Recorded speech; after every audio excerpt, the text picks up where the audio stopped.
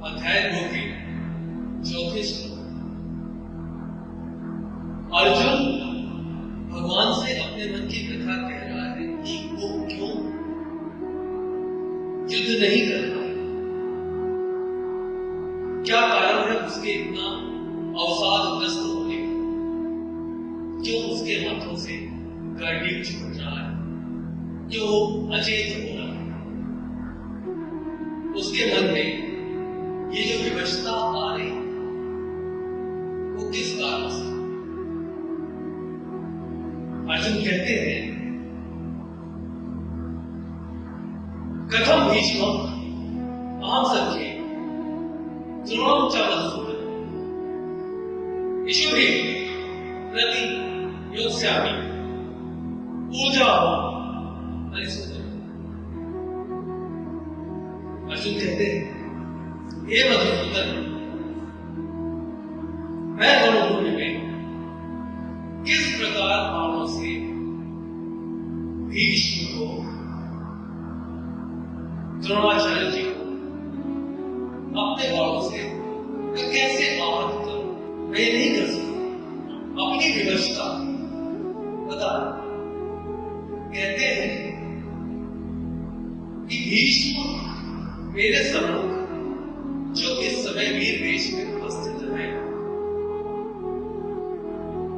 इस वीर वेश को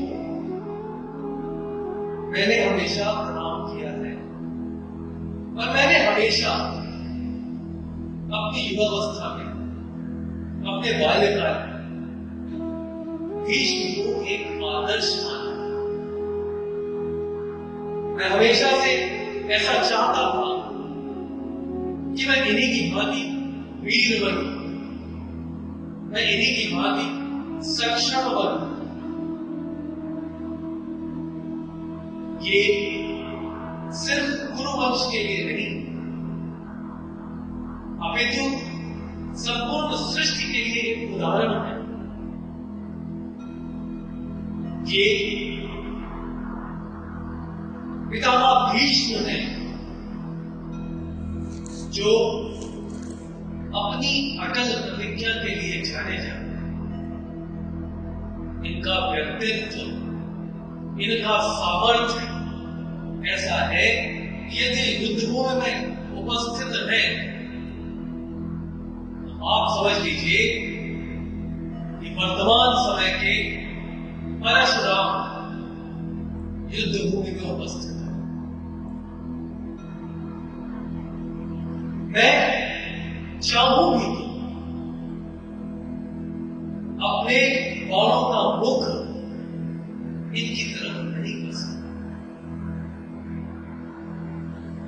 इन्होंने बाल्यावस्था से मुझे स्नेह दिया, वात्सल्य दिया। ये मेरे पितामह भावुक भी है। देखिए, भावुकता, आदर्श एवं सम्मान तीनों का मिला जुला स्वरूप है अर्जुन की आंखों में पितामह भीष्म के। अर्जुन कह रहा है कि मैं इन पर बाण चलाऊं, इससे अच्छा ये विश्व मुझे कायर है। मैं ऐसा नहीं कर सकता, और यदि मैंने इन पर बाण चलाया तो क्या संपूर्ण विश्व मेरी प्रशंसा करेगा? ऐसा कैसे होगा?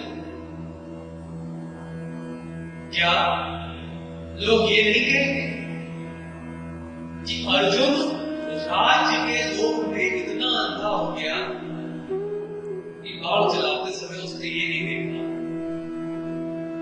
कि जिस छाती पर वो बाण चला रहा है, उसी छाती पर शीश रखकर उसने अपना बाल्यकाल व्यतीत किया।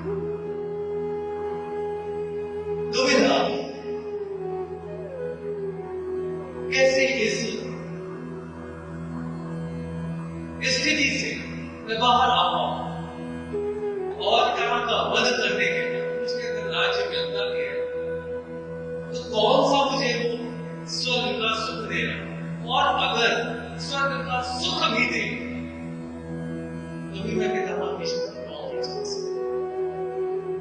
सब कुछ छिल जाएगा, भले ही दुर्योधन मेरा वध क्यों न कर, परंतु मैं इनका काम नहीं चला सकता। और गुरु द्रोण जब तक ये सृष्टि विद्यमान रहेगी, गुरु द्रोण की सक्षमता का उदाहरण दिया जाए। मैं तो बाल्यकाल में जब उनके पास अपना धनुष बाण लेकर पहुंचा था तो धनुष बाण तो मेरे लिए खेलने की वस्तु थी। मेरे धनुष और मेरे बाण को मेरी पहचान किसने बनाया? गुरु द्रोण। मैं अर्जुन था, मुझे महारथी योद्धा अर्जुन किसने बनाया? गुरु द्रोण। मैं जिनके सम्मुख खड़े रहने को भी धृष्टता समझता हूं, उनके सामने मैं धनुष लेकर खड़ा हूं। ऐसा कैसे होगा वह?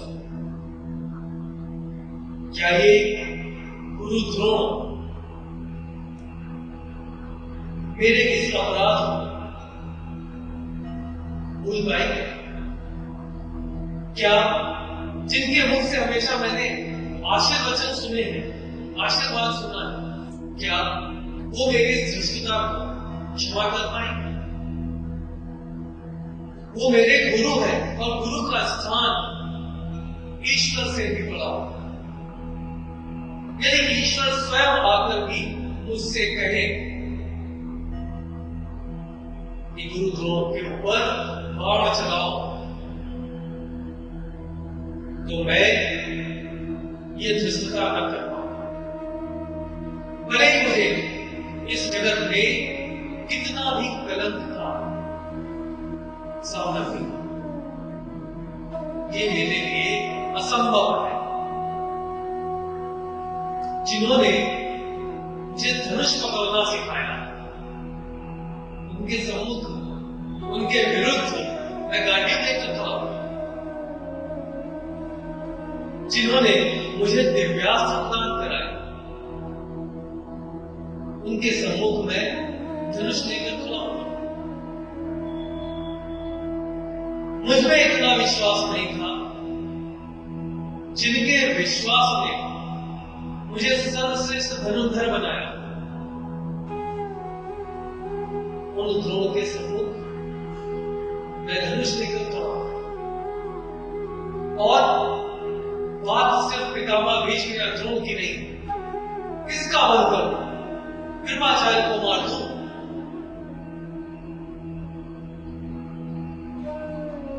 सभी जितने भी महारथी खड़े, सब मेरे स्वजन हैं। यदि इनका वध करके मुझे राज्य मिलता भी है, तो वो राज्य मेरे किसका? मेरे राज्य की प्रसन्नता में मेरे साथ प्रसन्न होने वाला मेरा स्वजन ही कोई नहीं रहेगा, तो ऐसा राज्य किसका? ऐसे राज्य से अच्छा है कि मैं कलंकित होकर युद्ध भूमि छोड़कर भाग जाऊं। मैं उसे श्रेष्ठ समझूंगा, धनुष मुझसे नहीं उठेगा।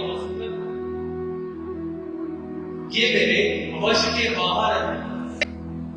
मैं रणभूमि में अपने पितामह और अपने गुरु उनके विरुद्ध खड़ा हूं। क्या मैंने इतना यश, इतना सामर्थ्य इसी दिन के लिए प्राप्त किया? मेरा मार्गदर्शन करे प्रभु और मुझे बताएं कि मैं इस दुविधा से कैसे